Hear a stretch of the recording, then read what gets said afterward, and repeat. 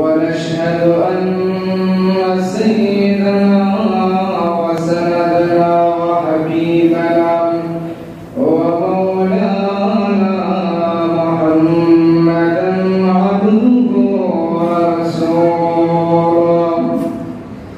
أرسله بالحق بشيرا ونذيرا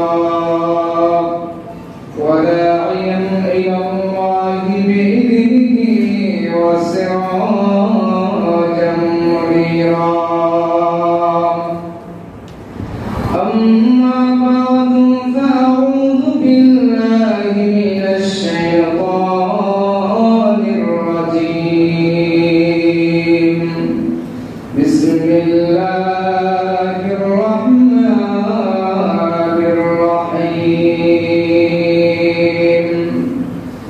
سبحان الذي أسرى بعبده ليلا من المسجد الحرام إلى المسجد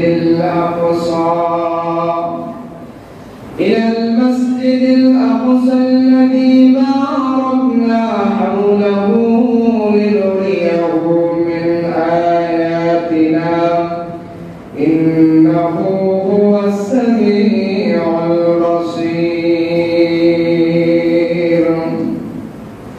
صدق الله العظيم وصدق رسوله النبي الكريم ونحن على ذلك من الشاهدين والشاكرين والحمد لله رب العالمين. بلغ العلا بكماله كشف الدجى بجماله حسنت جميع خصاله صلوا عليه وآله.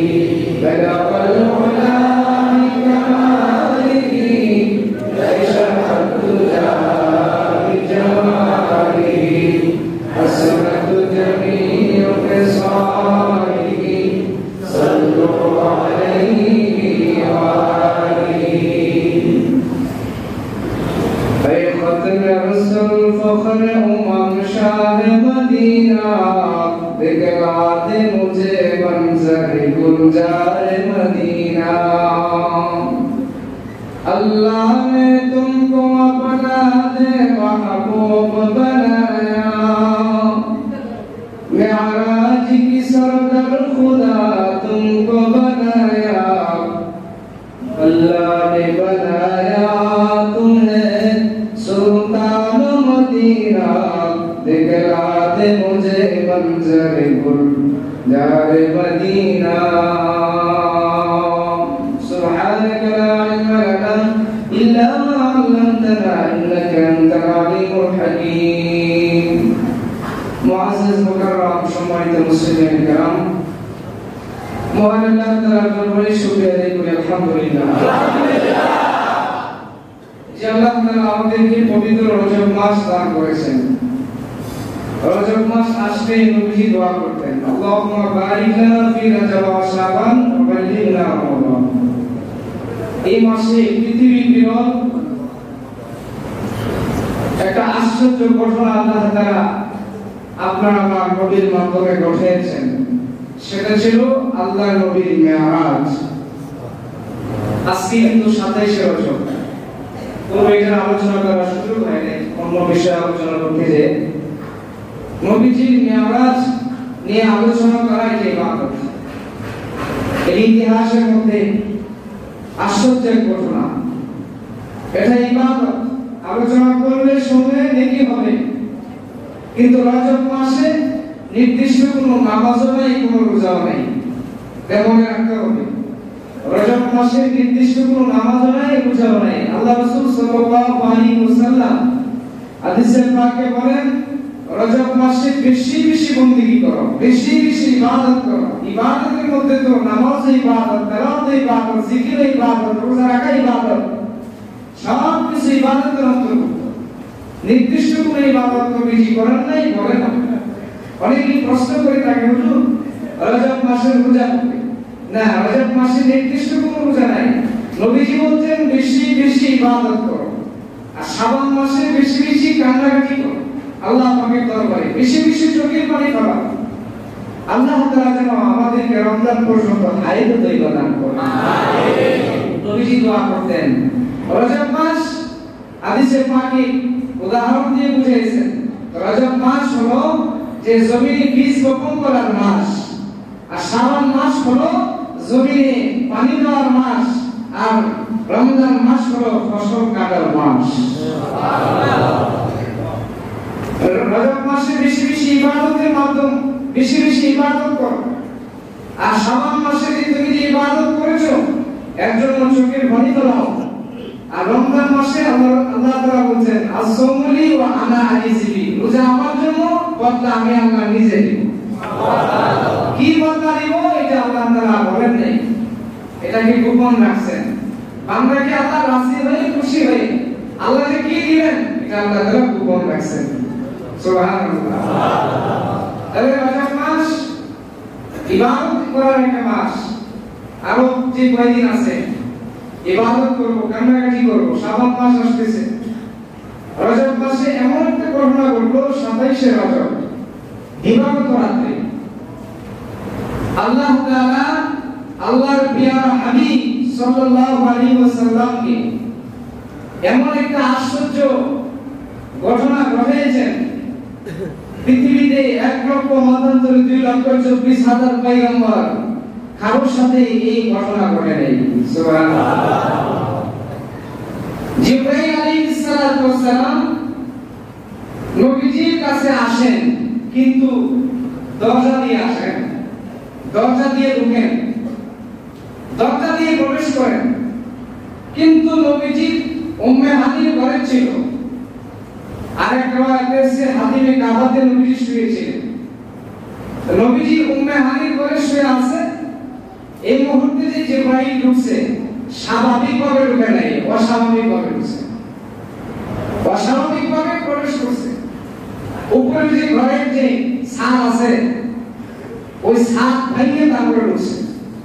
নবীজি জিজ্ঞাসা করলেন জিবরাইল ব্যাপার কি, তুমি আজকে স্বাভাবিকভাবে দরজা দিয়ে প্রবেশ করো, কিন্তু আজকে তুমি অস্বাভাবিকভাবে আমার ঘরের ছাদ ভেঙে তুমি প্রবেশ করছো, এর কারণটা কি?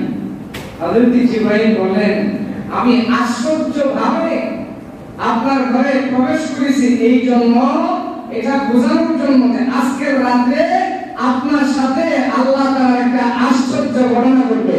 সুবহানাল্লাহ। এটা বোঝানোর জন্য আমি অস্বাভাবিক করে আসছি। আল্লাহ নবী বিশ্বনবী রাহমাতুল লিল আলামিন উম্মে হানির ঘরে শুয়েছিলেন।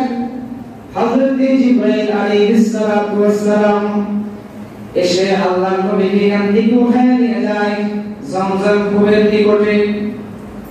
নিয়ে নবীজি সিনাটাকে চাক করেন, সিনা চাক করে ফেলছেন, বুকটা কেটে নবীজি দিলটা বাহির করে আপনি জমজমের পানি দিয়া নবীজির অন্তরটাকে পরিষ্কার করে, আরেক রাওয়ায়াতে আছে জান্নাতি পানি দিয়া নবীজির কলবটাকে পরিষ্কার করে আবার কলবের জায়গাতে কলবটা রেখে দিয়া স্বাভাবিকভাবে নবী আগে যেরকম ছিলেন ওরকম হয়ে গেছেন।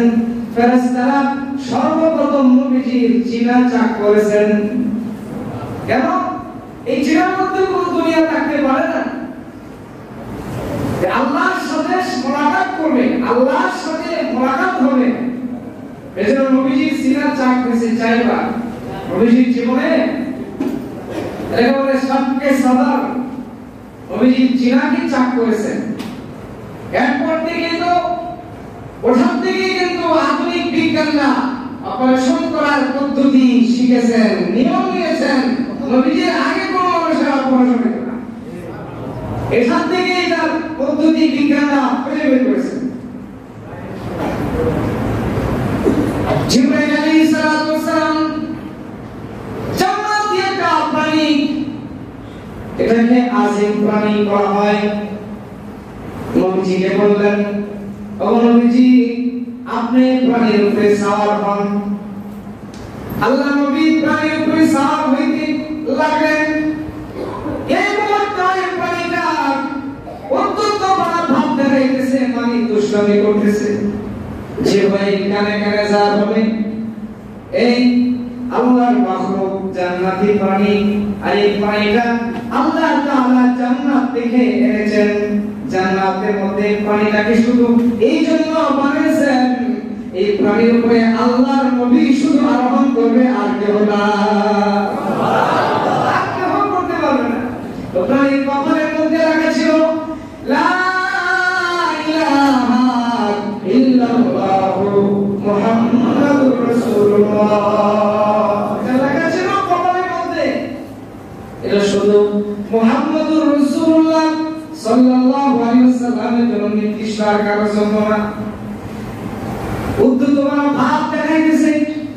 জিবরাইল কানে কানে যায় বলে, আজকে তোমার উপরে যে সওয়ার হবে আল্লাহর পরে যার ইসলাম, সমস্ত নবীগণের সর্দার মুহাম্মাদুর রাসূলুল্লাহ সাল্লাল্লাহু আলাইহি ওয়াসাল্লাম থেমে গেছে, লজ্জায় মাথাটা নিচু করে ফেলছে। আর এক রাতের মধ্যে লিখছে তাফসীরি কিতাবের মধ্যে, না দুষ্টামি করে নাই, সে আনন্দ করতেছিল যে তার উপরে মুহাম্মাদুর রাসূলুল্লাহ সাল্লাল্লাহু আলাইহি ওয়াসাল্লাম আরোহণ করবে। পৃথিবীর শ্রেষ্ঠ মানব, আল্লাহর বন্ধু, আল্লাহর পরে যার স্থান, সম্মান, মর্যাদা, উনি প্রবেশ করবে, উপবেশন করবে। এই জন্য আনন্দিত ওই প্রাণীটা লাফাইতেছিল। হযরত জিবরাইল আলাইহিস সালাতু ওয়াস সালাম ওই প্রাণীর লাগাম ধরলেন, নবীজিকে পিছনে বসাইয়া জিবরাইল আলাইহিস সালাতু ওয়াস সালাম রওনা দিয়েছেন। আল্লাহ নবী তখন পিছনে বসে বসে কাঁদেন। জিবরাইল আলাইহিস সালাতু ওয়াস সালাম অনুভব করতে পারলেন নবীজি কাঁদেন। তখন জিবরাইল জিজ্ঞাসা করলেন, ইয়া রাসূলুল্লাহ, আপনি কেন কাঁদতেছেন?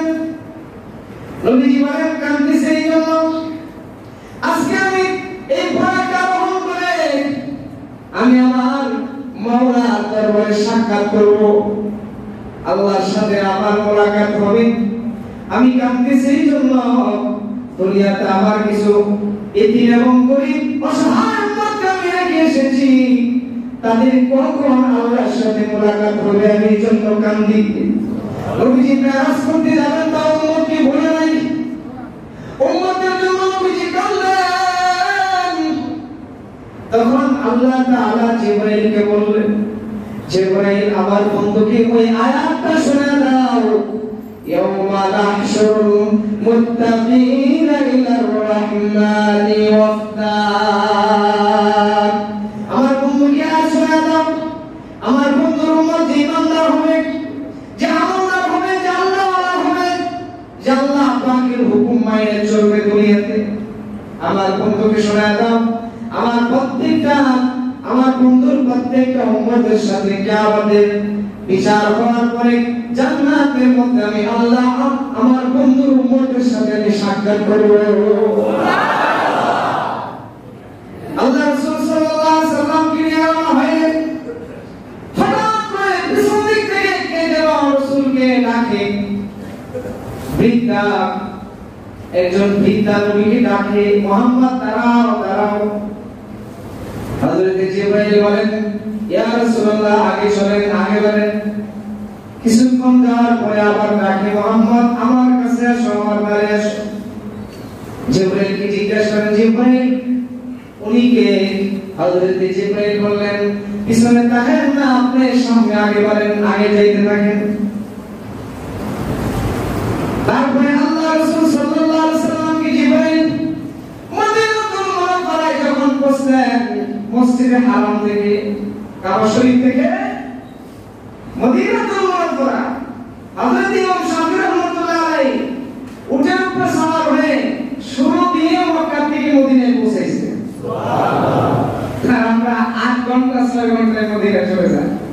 এখন নাকি মেট্রোরেল বলতেছে মক্কা থেকে মদিনায় 3 ঘন্টায় চলে যাবে, আরো সহজ হয়ে গেছে।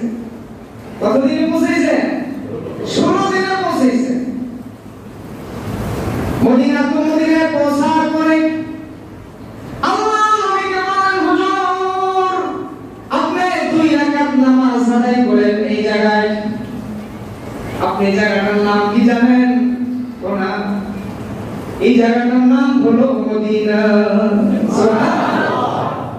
হযরত জিবরাইল ইশারা করেছেন, নবীকে ইশারা দিয়ে বলেছেন এই মদিনাতে আপনার একসময় হিজরত করে আসতে হবে।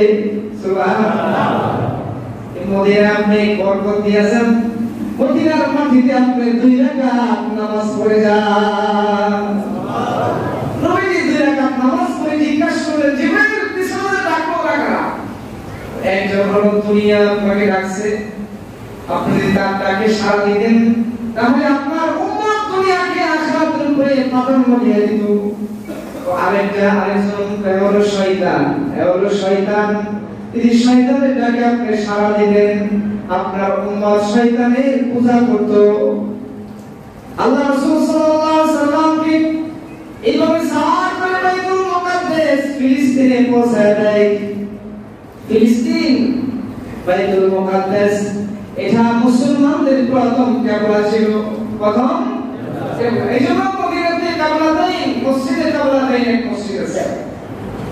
নামাজ পড়ার সময় নবীর অন্তরে ছিল আল্লাহ, বাইতুল মুকাদ্দাস আমাদের কিবলা। কিবলা যদি কাবা হইতো তাহলে কত ভালো হইতো। কিবলা যদি কাবা হইতো নবীজি দিলে ছিল এটা। নামাজ পড়তেছে তো নামাজের মধ্যে আয়াত নাযিল হয়েছে। হযরত জিবরাইল আয়েশা বলেন, ও নবীজি আপনি কিবলা ঘুরে ফেলেন। সুবহানাল্লাহ। নামাজের মধ্যে কিবলা ঘুরে গেছে। এইজন্য মসজিদের নাম হলো মসজিদে কিবলাতাইন। যে মসজিদে নবীজি নামাজ পড়া অবস্থায় কিবলা পরিবর্তন হয়েছে। এইজন্য আল কাবাতু কিবলাতুনা, কাবা হলো আমাদের কিবলা, কাবা হলো আমাদের কিবলা।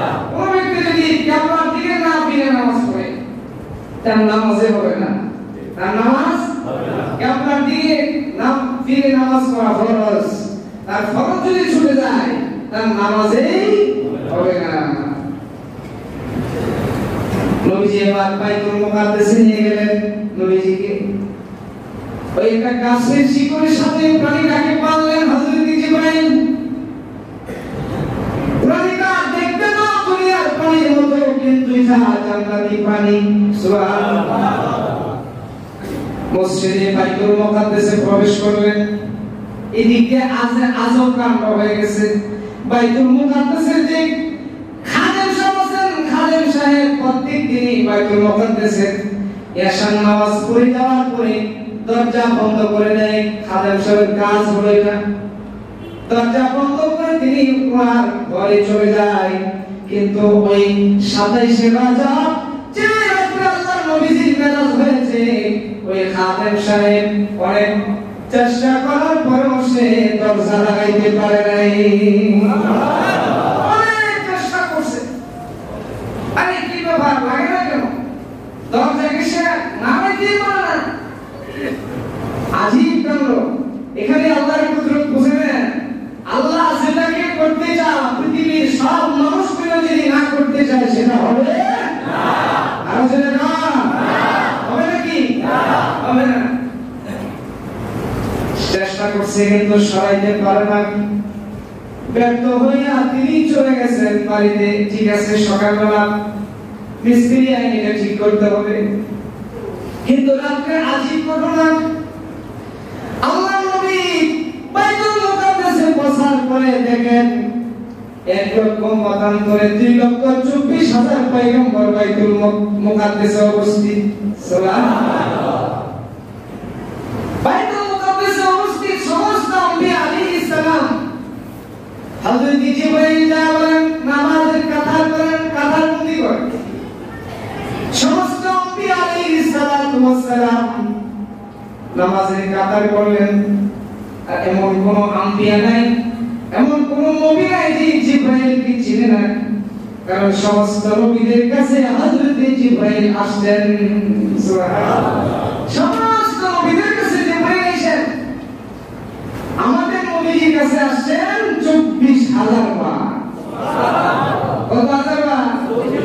24,000 বার। জিবরাইল বলেন নামাজের কাতার করেন, নামাজের কাতার করলেন। জিবরাইল আল্লাহ নবীকে বললেন নবী আপনি নামাজে ইমামতি করেন সুবহানাল্লাহ যেখানে সমস্ত নবীরা উপস্থিত আছেন এখানে আপনার আমার নবীকে হযরত জিবরাইল সামনে আগায় দিয়ে বললেন আপনি 2 রাকাত নামাজের ইমামতি করেন 2 রাকাত নামাজের ইমামতি করার পরে নবীজির আরেকটা লকব আরেকটা উপাধি বানায় দিলেন ইমামুল মুরসালিন সুবহানাল্লাহ মক্কার কাফেররা তোমরা মুহাম্মদুর রাসূলুল্লাহ সাল্লাল্লাহু আলাইহি ওয়াসাল্লামকে অপেক্ষা করেছো নবীজি কাফেরের দরবারে যায় কই তুমি ইসলাম গ্রহণ কালিমা পড়ো ইসলাম পড়ো ঈমান আনো কোন আপনি ইসলাম গ্রহণ করবো না তুমি তোমাকে সাবধান করে দিচ্ছি তুমি আমার বাড়িতে আসবে না নবীজি বললেন আমার কাজ তো আশাই তোমার কাছে আমার কাজ হইছে এটা সত্য জিনিসটা তোমার কাছে পৌঁছায় দেওয়া আমার দায়িত্ব তো তোমাকে বলতেছি আসবে না লজ্জা থাকলে আসবে না মুহাম্মদুর রাসূলুল্লাহ সাল্লাল্লাহু আলাইহি ওয়াসাল্লাম পরের দিন আবার তার বাড়িতে দাওয়াত নিয়ে গেলেন আল্লাহ নবীকে ঘরের দরজা থেকে ধাক্কা দিয়ে বের করে দেয় তো বের হয়ে যাও তোমার কথা আমি মানবো না শুনতে চাই না তোমাকে সাবধান করে দিলাম তুমি আর কোনদিন আমার কাছে আসবে না নবীজি বলে আমাকে ধাক্কা দিয়েছো কষ্ট পাই নাই আমি কোনো কষ্ট পাই নাই ব্যথা পাই নাই তুমি আমাকে ধাক্কা দিয়েছো যদি তুমি ইসলাম কবুল না করো এই ধাক্কা তুমি কিয়ামতের ময়দানে খাবে আল্লাহ তাআলা ফেরেশতা তোমাকে এমন ধাক্কা দিবে ধাক্কা দিয়ে জাহান্নামে ফেলবে আমার কোনো অসুবিধা নেই এই কথাটা কাফের দিলের মধ্যে লাগছে না যে ধাক্কা তুমি আমাকে দিয়েছো সেই ধাক্কা তুমি খাবে এর মধ্যে কোনো সন্দেহ নেই সাথে সাথে কাফের মুসলমান হয়ে গেছে সুবহানাল্লাহ নবীজি আল্লাহর জন্য বান্দাদের কাছে ছোট হয়ে যাইতেন মানকানা আযালিল্লাহি রাফাহুল্লাহ হাদিসের ইবাদত যে মানুষের কাছে ছোট হয় আল্লাহ তাকে বড় বানায় দেয় সুবহানাল্লাহ আল্লাহর জন্য যদি কেউ মানুষের কাছে ছোট হয় আল্লাহর জন্য কার জন্য হয় আল্লাহর জন্য যদি ছোট হয় আল্লাহ তাআলা ওকে উপর উঠায় দেয় বড় বানায় দেয় নবীজি বলেন মক্কার কাফেররা আমাকে এত কষ্ট দিয়েছে এত দুঃখ দিয়েছে এত কষ্ট দিয়েছে আর কোন নবীকে এত কষ্ট দেওয়া হয় নাই এখন প্রশ্ন হয় অনেক নবী তো আগুনে রক্তে হয়েছে করাত দিয়ে কাটছে মাছের পেটে গেছে আমার নবী তো মাছের পেটে যায় না করাত দিয়েও কাটা নাই নবীজির দুঃখ কষ্ট বেশি কেন এর বেশির কারণ আছে আপনার সন্তান যদি আপনাকে কষ্ট দেয় এই কষ্ট বেশি লাগবে ঠিক না ঠিক আপনার বিবি যদি আপনাকে কষ্ট দেয় এই কষ্ট বেশি লাগবে আপনার আপনজন যদি আপনাকে কষ্ট দেয় এই কষ্ট বেশি লাগবে একজন মানুষের সাথে প্রতীকের সাথে রাস্তায় গাড়ির মধ্যে অনেক সময় উঠলে দেখা যায় তর্ক বিতর্ক হয় এমনকি একজন আরেকজনকে মার দিতেও যায় কিন্তু যখন গাড়ি থেকে নেওয়া যায় যার যার জায়গায় সে চলে যায় আর কোনো ঝগড়া বিবাদ থাকে না ঠিক না এটার জন্য কোনো কষ্ট থাকে না কিন্তু আপনি যার সাথে সবসময় চলতেছেন যার সাথে সবসময় ওঠা করতেছেন ওই লোক যদি আপনাকে কষ্ট দেয় তাহলে এই কষ্ট কিন্তু অন্তরের মধ্যে যায় লাগে এরকম ঠিক না নবীজিকে যারা কষ্ট দিয়েছে নবীজির আপন লোক আপনজন নিজের বংশের লোক নিজের চাচা আপন চাচা নবীজিকে কষ্ট দিয়েছে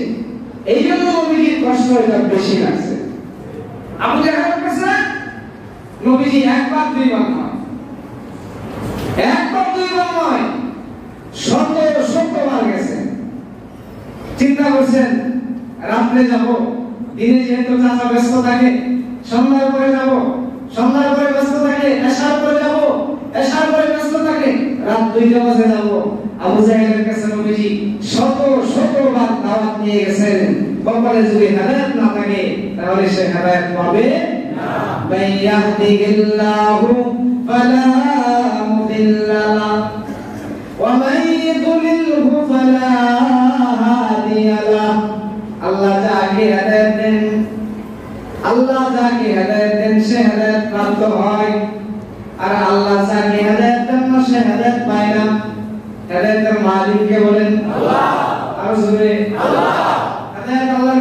চাইতে হবে কিনা বলেন?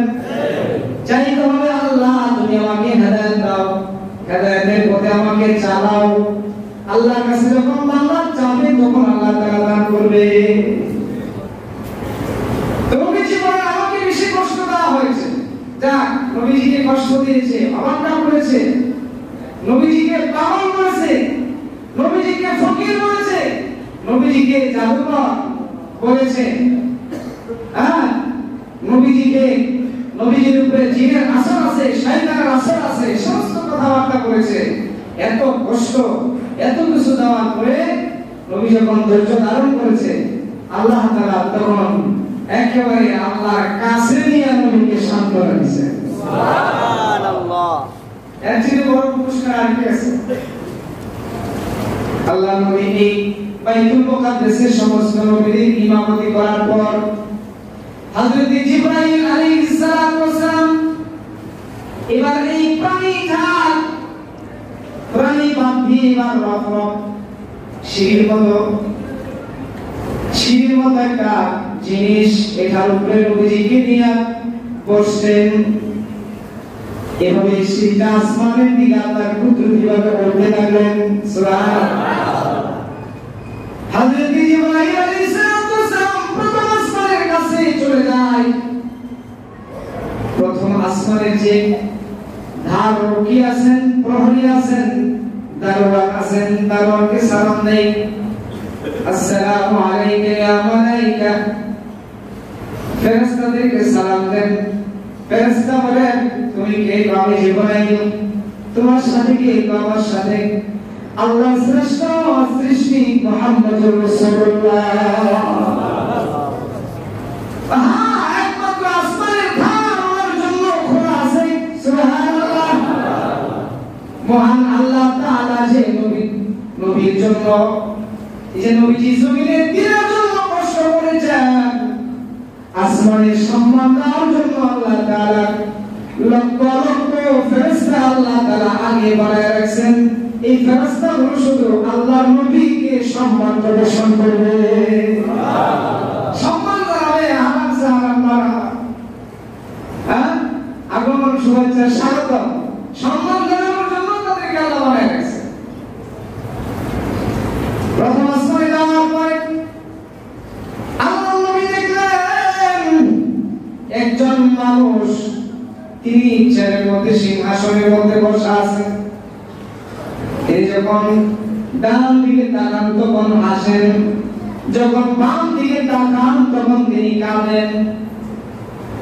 হযরত জিবরাইল বলেন ইয়া রাসূলুল্লাহ, ওই যে ব্যক্তিটা চেয়ারের মধ্যে বসা আছেন ইনি হলেন হযরত আদম আলাইহিস সালাম, আপনার আদি পিতা। আপনি ওনাকে সালাম করেন, সালাম দিয়েছেন। সালাম দেওয়ার পরে জিবরাইল জিজ্ঞাসা করেন, জিবরাইল কেন বেশি? জিবরাইল ব্যাপারটা কেন? ডান দিকে যখন তাকান তখন হাসেন, বাম দিকে যখন তাকান তখন তিনি কাঁদেন, কারণ কি? হযরত জিবরাইল বলেন ইয়া রাসূলুল্লাহ, ডান দিকে যখন তাকান ডান দিকে ওনার জান্নাত, বাম দিকে ওনার জাহান্নাম। ডান দিকে ওনার নেককার সন্তান আর বাম দিকে ওনার বদকার সন্তান। ডান দিকে যখন তাকান একই বাবার সন্তান, আদি পিতা। আমাদের পিতার নাম কি বলেন? আদি পিতা হযরত আদম। আমাদের আদি পিতার নাম হযরত আদম। একই বাবার সন্তান, কেহ জান্নাতি কেহ জাহান্নামে। বাবা এই জন্য কাঁদেন, ডান দিকে তাকাইলে হাসেন, আমার সন্তান নেক আমল করে জান্নাতি হয়েছে। বাম দিকে যখন তাকান তখন বাবা কাঁদেন, কেন? আমার সন্তান নাফরমানি করে গুনাহ করে জাহান্নামী হয়েছে, এই জন্য বাবা কাঁদেন। লম্বা ইতিহাস। এই প্রথম আসমানে একটা ফেরেশতা পেয়েছেন সাউতুল মালাইকা। একজন ফেরেশতাকে আল্লাহ তাআলা বিশাল মুরুগ আকারে বানায় রাখছেন। সুবহানাল্লাহ। প্রথম আসমানে আল্লাহ তাআলা অনেক অনেক কুদরত নবীজিকে দেখাইছেন, যেগুলি জমিনে নাই। বিশাল মুরুগ বানায় রাখছেন। জিবরাইলকে জিজ্ঞাসা করেন, জিবরাইল এটার কারণ কি বলো? আল্লাহ তাআলা মুরগির স্বরূপে একটা ফেরেশতা বানিয়েছেন। ওই ফেরেশতা ঠিক তাহাজ্জুদের সময় যখন হয় তখন সেই এরকম ভাবে মুখ যেমন পাক দেয় ডাকতে থাকে, সে ডাক দেয়, তার ডাকের আওয়াজ পৃথিবীর সমস্ত মুরগিরা শুনতে পায়। তার ডাকে পৃথিবীর সমস্ত মুরগির ঘুম ভেঙে যায়।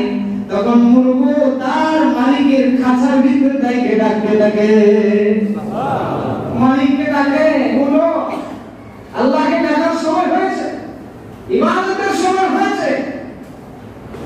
তার এই ফেরেশতাটা কিয়ামত পর্যন্ত এভাবে ডাকতে থাকবে। সুবহানাল্লাহ। এবার দ্বিতীয় আসমানে কি অবস্থা? দ্বিতীয় আসমানে তার লোককে জিজ্ঞাসা করলেন, আপনি কে? আমি হযরত জিবরাইল, আপনার সাথে মুহাম্মদ রাসূলুল্লাহ সাল্লাল্লাহু আলাইহি ওয়াসাল্লাম। আজকের দরজা মুহাম্মদ রাসূলুল্লাহ সাল্লাল্লাহু আলাইহি ওয়াসাল্লামের জন্য খোলা আছে। সুবহানাল্লাহ। দ্বিতীয় আসমানে হযরত ঈসা আলাইহিস সালাম, হযরত ইহইয়া আলাইহিস সালাম দুইজন নবীর সাথে নবীজির মুলাকাত হয়েছে। সুবহানাল্লাহ। হযরত ঈসা আলাইহিস সালামকে আল্লাহ তাআলা পিতা ছাড়া সন্তান দিয়েছেন। কাদের কুদরতদারি হর জায়গা है आगुनी जिंदा रातों मुर्दे बख्शे मुर्दरा जिंदा कुनी। আল্লাহ তাআলা পিতা ছাড়া সন্তান দিলেন হযরত ঈসা আলাইহিস সালামকে। আবার আদমকে বানাইলেন, মা বাবা নাই, মা বাবা ছাড়া মানুষ বানাইছেন। পিতা ছাড়াই আল্লাহ তাআলা ঈসা রূহুল্লাহকে দান করেছেন। সুবহানাল্লাহ। বেবেদের ফল জিন্দা পায়না উকুনাত তিফলেরা দার মাহদে গোয়া উকুনাত। শুধু পিতা ছাড়া সন্তান দান করেছেন। এইজন্য কাফেররা, মুশরিকরা প্রশ্নের সম্মুখীন হইতেছে যে মরিয়ম তুমি সন্তান কোথায় থেকে আনলা, তুমি কার সাথে জিনা করছো? নাউযুবিল্লাহ। তখন মরিয়ম বলল, আমার না জিনা, এই সন্তানকে জিগাও। মাত্র কয়েকদিনের সন্তান কথা বলার কোন যোগ্যতা রাখে? কথা বলতে পারে না। আল্লাহ তাআলা হযরত ঈসা আলাইহিস সালামকে কথা বলার বাকশক্তি দান করলেন। সুবহানাল্লাহ। কথা বলার বাকশক্তি দিয়েছেন। দেখলে রাতার মাহদি গোয়া উরগুনা, কথা বলার বাকশক্তি দিয়েছেন। সমস্ত শক্তি আর ক্ষমতার মালিক কে বলেন? আল্লাহ। আল্লাহু আলা কুল্লি শাইইন কাদির। ঈসা আলাইহিস সালাম বলেন, জিজ্ঞাসা করছে, আপনি কে? মানান্তা, তুমি কে? ওয়া ইন্নী আবদুল্লাহ, আমি আল্লাহর বান্দা। সুবহানাল্লাহ। আতানিয়াল কিতাবা ওয়া জাআলনি নাবিয়্যা, আমি আল্লাহর কিতাব নিয়ে আসছি, আমি নবী। সুবহানাল্লাহ। কুরাইশ শিশু যখন কথা বলল তখন কিছু লোক মানছে যে সে আসলেই আল্লাহ পাক ওনাকে পিতা ছাড়া দুনিয়াতে দান করেছেন। এটা আল্লাহ পাকের একটা আদর্শ দিলা, আজীব দিলা কেনা যে আল্লাহ বাবা ছাড়াও মানুষ বানাইতে পারে, বাপ ছাড়া কি সন্তান দিতে পারে না? যে আল্লাহ মৃতকে জীবিত করেন, জীবিতকে মৃত করেন। হযরত ঈসা আলাইহিস সালাম, হযরত ইহইয়া আলাইহিস সালাম সাথে দ্বিতীয় আসমানে সাক্ষাৎ হয়, মুলাকাত হয়। খ্রিস্টানরা মনে করে, দেখবেন খ্রিস্টানদের যত সাইনবোর্ড আছে, ব্যানার আছে, তাদের মধ্যে লেখা দুই হাত উপর উঠানো। পাইছেন কি আপনারা? দেখুন, দুই হাত উপর উঠানো। তাদের বিশ্বাস হলো তারা ঈসা আলাইহিস সালামকে শরীরে ছড়ায় মারছে। নাউযুবিল্লাহ। কিন্তু ঈসা আলাইহিস সালামকে কেউ মারে নাই, ঈসা আলাইহিস সালাম মরে নাই। আল্লাহ তাআলা ঈসা আলাইহিস সালামকে আসমান উঠায় নিয়েছেন। কোথায়? আসমান উঠায় নিয়েছেন। তিনি আপনার আমার নবী, আপনার আমার নবীর উম্মত হয়ে পৃথিবীতে আসবেন, দাজ্জালের সাথে উনি যুদ্ধ করবেন। সুবহানাল্লাহ। তৃতীয় আসমানে হযরত ইদ্রিস আলাইহিস সালামের সাথে সাক্ষাৎ হয়েছে। তৃতীয় আসমানে আল্লাহ নবী জিজ্ঞাসা করলেন হযরত ইদ্রিস আলাইহিস সালামকে, তুমি তো অনেক আগে তুমি অনেক আগে দুনিয়া থেকে চলে আসছো, জান্নাত দেখেছো। আর হযরত ইদ্রিস আলাইহিস সালাম নবীর বংশেরই লোক ছিলেন, পয়গম্বর। বলেন তুমি তো অনেক আগে তুমি জান্নাত দেখেছো, পৃথিবী থেকে চলে আসছো, জান্নাত কেমন সেটা তুমি দেখেছো। নবী ইদ্রিস তুমি আমাকে জান্নাতের বিবরণটা একটু শোনাও। হযরত ইদ্রিস আলাইহিস সালাম বলেন না, জান্নাত দেখি নাই, জান্নাতের দরজা দেখেছি। সুবহানাল্লাহ। আর জান্নাতের দরজার মধ্যে লেখা আছে মুহাম্মাদুর রাসূলুল্লাহ সাল্লাল্লাহু আলাইহি ওয়াসাল্লামের উম্মতের আগে একটা উম্মত জান্নাতে যাবে না। জান্নাত দেখতে পারি না, জান্নাতের দরজা দেখছি। এমন নবীকে পঞ্চম আকাশে নিয়ে যায়, চতুর্থ আসমানে নিয়ে যায়। হযরত ইসা আলাইহিস সালামের সাথে সাক্ষাৎ হয়েছে। ইসা আলাইহিস সালাম সুন্দর ছিলেন। আল্লাহ তাআলা হযরত ইসা আলাইহিস সালামকে পৃথিবীর সবচেয়ে সৌন্দর্য দান করেছেন, সৌন্দর্যের একটা অংশ দিয়েছেন। কিন্তু আমার নবী বাদ দিয়া, আমার নবীকে ছাড়া পৃথিবীতে সর্বশ্রেষ্ঠ সুন্দর ছিলেন হযরত ইসা আলাইহিস সালাম। এক বড় আলেম বয়ান করতেছিলেন ইন্ডিয়া, যে ইসা আলাইহিস সালামের বরকতে আল্লাহ তাআলা মিশরবাসীকে চারটি জিনিস দান করেছেন। সুবহানাল্লাহ। কয়টা? চারটা।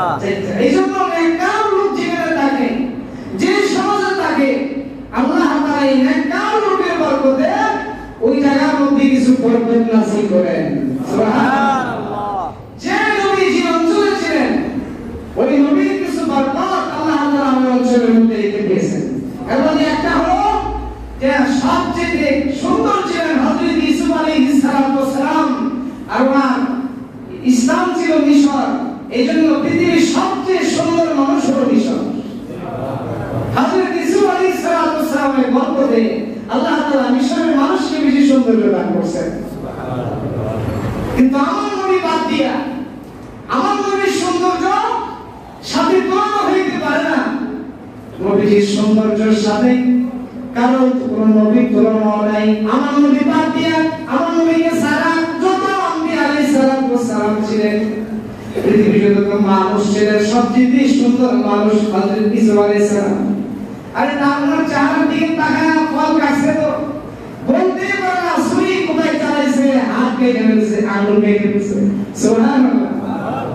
তোমার আল্লাহ, আমার আল্লাহ ইসা আলাইহিস সালামকে তো সৌন্দর্য দিয়েছেন। এই সৌন্দর্য দেখে ফল না খাইলে হাত কাটছো, দিয়েছেন কে? সৌন্দর্য দিয়েছেন কে? আল্লাহ। আরে সুবহানাল্লাহ। আল্লাহ। যে আল্লাহ সৌন্দর্য দিয়েছেন, তিনি কেমন সুন্দর। সুবহানাল্লাহ। তিনি কেমন সুন্দর, যিনি সুন্দর বানাইছেন নিজে, যে সুন্দরের জন্য তুমি পাগল, যিনি সুন্দর বানাইলো উনি কেমন সুন্দর। সুবহানাল্লাহ। কিয়ামতের ময়দানে জান্নাতের মধ্যে আল্লাহ তাআলা জান্নাতীদেরকে দেখা দিবেন, জান্নাতীদেরকে দেখা দিবেন। যখন জান্নাতীরা আল্লাহকে দেখে লক্ষ লক্ষ কোটি বছর চলে যাবে, কিন্তু আল্লাহকে দেখে তারা তৃপ্তি পাবে না। আল্লাহ বলবে দেখা হয়েছে, না দেখা হয় নাই, মাত্র তোমার দিকে তাকাইলাম। সুবহানাল্লাহ। হে কোটি কোটি বছর চলে যাওয়ার পরে কি বলবে? মাত্র তোমার দিকে বলে গেলাম। जब नामत है तो सबसे बेहतर नामत दीदार तो जन्नत बोलबे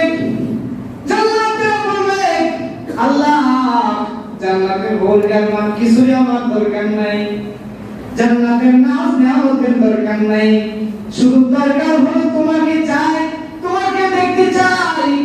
আল্লাহ তোমাকে দেখতে চাই। জান্নাতের ভুল দরকার নাই, বিছানা দরকার নাই, কোনো নিয়ামতের দরকার নাই, শুধু দরকার হলো তোমার দিদার। সুবহানাল্লাহ। তবে হযরত জিবরাইল বললেন, উনি হলো হযরত ইসা আলাইহিস সালাম। আপনি মুলাকাত করেন।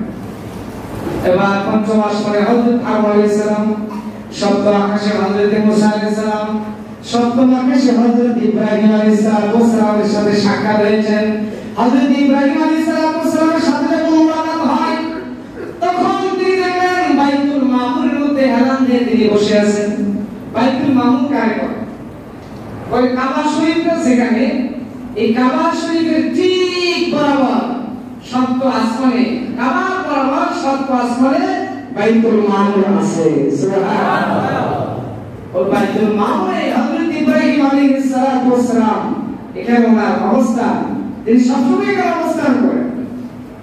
হযরত ইব্রাহিম আলাইহিস সালামের সাথে মুলাকাত হওয়ার পরে, সালাম কালাম হওয়ার পরে উনি তো আমাদের আধ্যাত্মিক পিতা, মিল্লাতা আবিকুম ইব্রাহিম ওয়া সাম্মাকুমুল মুসলিমিন। তিনি আমাদের নাম রেখেছেন মুসলমান। কে রাখছেন? হযরত ইব্রাহিম আলাইহিস সালাম মিল্লাতা আবিকুম ইব্রাহিম, তিনি আমাদের জাতির পিতা। জাতির পিতা, আমরা মুসলমান জাত, আর উনি আমাদের নাম রাখছেন মুসলমান। এইজন্য জাতির পিতার নাম কি? হযরত ইব্রাহিম আলাইহিস সালাম। তিনি একটা কথা বললেন, মুহাম্মাদুর রাসূলুল্লাহ সাল্লাল্লাহু আলাইহি ওয়াসাল্লাম, তোমার উম্মতকে দুনিয়াতে একটা সংবাদ দিবা আমার পক্ষ থেকে। সংবাদটা হলো জান্নাত পুরো স্বর্ণ ময়দান। জান্নাতে কোনো গাছপালা নাই, ঘর বাড়ি নাই, স্বর্ণ ময়দান। তোমার উম্মতকে যা বলবা যে জান্নাতের বাগান লাগাইতে চাই, জান্নাতের ঘর তৈরি করতে চাই, জান্নাতের নাচ নেওয়া সে বাড়াইতে চাই, সেজন্য দুনিয়াতে বেশি বেশি ইবাদত করে, বেশি বেশি বন্দেগী করে, দুনিয়াতে যত সুন্দর করে গুছায়া গুছায়া ইবাদত করবে, জান্নাতের বাড়ি ঘর, জান্নাতের বাগান তার জন্য তত সুন্দর হবে। সুবহানাল্লাহ, আলহামদুলিল্লাহ, ওয়া লা ইলাহা ইল্লাল্লাহ, আল্লাহু আকবার। এটা বেশি বেশি করতে বলবে। একবার করলে তো জান্নাতের মধ্যে একটা গাছ লাগানো হবে। সুবহানাল্লাহ। আল্লাহ তাআলা আমাদেরকে নবীজির এই মেরাজ সমস্ত বিশ্ববাসীর জন্য একটা আজীব এক খবর। নবীজির শান আল্লাহ তাআলা, নবীজির মান এই মেরাজের মাধ্যমে বাড়াই দিয়েছেন। সুবহানাল্লাহ। এজন্য অনেকেই বলে থাকে এক রাতে 27 বছর চলে গেছে।